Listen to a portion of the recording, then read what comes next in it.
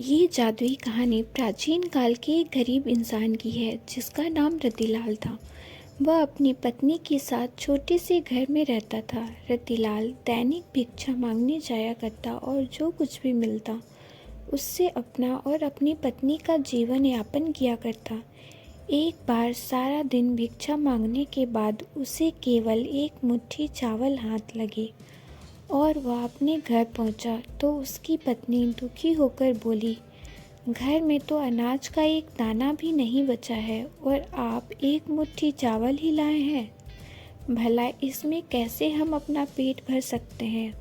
और वह थक हार के घर में बैठा ही था कि द्वार पर एक भिक्षुक आ जाता है और वह कुछ खाने के लिए मांगता है। रतिलाल धर्म संकट में फंस जाता है। अब वह एक मुट्ठी चावल अपनी पत्नी को दे या सामने खड़े भिक्षु को, लेकिन वह द्वार पर आए किसी व्यक्ति को बिना कुछ दिए जाने नहीं दे सकता था, इसलिए उसने वह चावल भिक्षु की टोकरी में डाल दिया। रतिलाल की पत्नी अंदर काम कर रही थी और जैसे ही वह बाहर आई तो रतिलाल ने भिक्षुक को चावल देने वाली बात बता दी। और इस बात को सुनते ही रतिलाल की पत्नी गुस्से में आ गई। तभी रतिलाल ने बताया, चावल के बदले भिक्षु उसे एक पतीला दे गए हैं और उन्होंने कहा है कि अब से खाना इसी में बनाना। रतिलाल की पत्नी गुस्से से कहती है, क्या इसमें पानी उबाल कर दूँ? क्योंकि अनाज तो है नहीं और जो आप लाए थे उसको भी दान दे दिया। और जैसे ही वह पतीले को उठाती है तो उसे कुछ वजन का एहसास होता है और वह पतीले को खोलकर देखती है तो चौंक जाती है, क्योंकि उसमें इन दोनों के लिए पका हुआ खाना रखा होता है। रतिलाल की पत्नी के चेहरे में खाने को देखकर मुस्कुराहट आ जाती है। दरअसल उसने कई दिनों से ठीक से खाना नहीं खाया था, लेकिन रतिलाल यह समझ नहीं पा रहा था कि वह भिक्षु तो उसे खाली पतीला देकर गया था, तो इसमें खाना कहाँ से आया। और वह आश्चर्य से यह बात अपनी पत्नी को कहता है, लेकिन वह कई दिनों से भूखी है, इसलिए उसकी बात नज़रअंदाज करके खाने को घूरती रहती है और अपने पति से कहती है, बड़े दिनों बाद इतना स्वादिष्ट भोजन देखने को मिला, चलिए खाते हैं। और रतिलाल खाना खाने बैठ जाता है, लेकिन अभी भी उसका ध्यान उसी बात पर टिका होता है, क्या यह बर्तन जादुई पतीला है। भोजन करने के बाद वह अपनी पत्नी से अपने दिमाग में चल रही उथल पुथल के चलते यह बात कहने से अपने आप को रोक नहीं पाया कि जरूर यह जादुई पतीला है, इससे इच्छा अनुसार भोजन प्राप्त किया जा सकता है। तभी दोनों ने मिलकर पतीले का परीक्षण करने का विचार बनाया और पतीला खाली करके पतीले से दोबारा भोजन बनाने का आग्रह किया। और कुछ क्षण में उनकी इच्छा अनुसार भोजन बनकर तैयार हो गया। यह देखते ही दोनों खुश हो जाते हैं, क्योंकि अब उनकी भूख हमेशा के लिए शांत हो जाएगी और उन्हें खाने के लिए किसी और के सामने हाथ नहीं फैलाने पड़ेंगे। खुश होकर दोनों ने राज्य में ऐलान कर दिया कि वह सारे राज्य को खाना खिलाएंगे।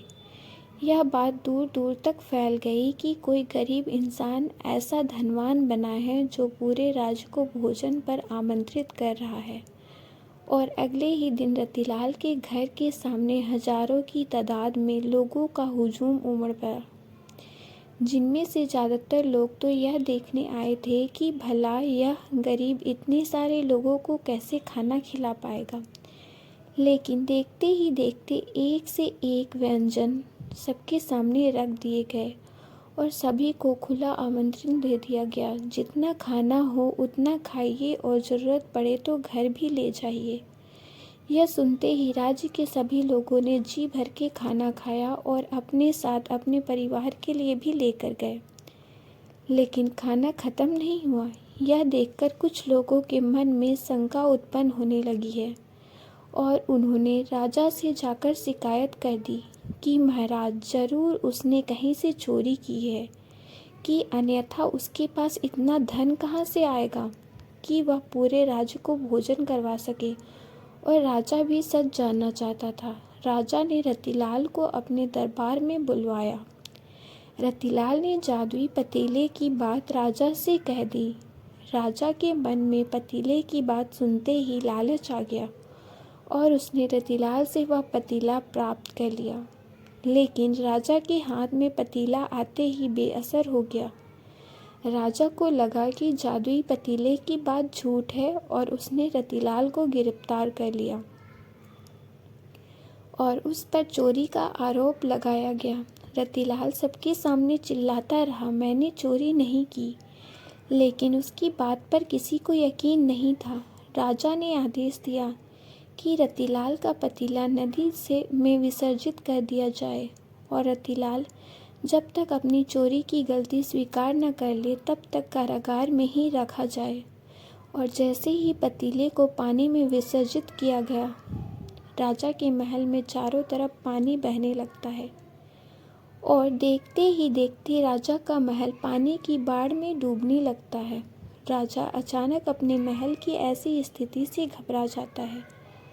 उसे समझ में नहीं आता कि यह कैसे हो रहा है। तभी वह अपने राज्य के ज्योतिष आचार्यों से चर्चा करता है और आचार्य उसे बताते हैं कि तुमने एक निर्दोष व्यक्ति को कारागार में डालकर अपराध किया है, इसलिए आपके महल की यह स्थिति हो गई है और यदि आपने उसे कारागार से वापस नहीं निकाला तो इस राज्य का सर्वनाश हो जाएगा।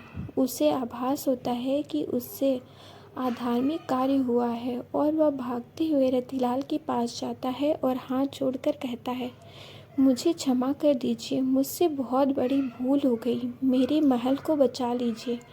नादानी में मैंने आपका जादुई पतीला नदी में विसर्जित कर दिया है, लेकिन मैं वचन देता हूँ कि जीवन में कभी भी आपको किसी चीज़ की कमी नहीं होने दूंगा। और जैसे ही राजा ने रतिलाल को कारागार से बाहर निकाला, महल में जल का स्तर कम होने लगा। राजा ने रतिलाल को बहुत सी दौलत भेंट की और उसे अपने शाही रथ से उसके घर भिजवाया और एक जादुई कहानी का अंत हो गया। धन्यवाद। अगर आपको मेरी यह स्टोरी अच्छी लगी है तो सब्सक्राइब करें।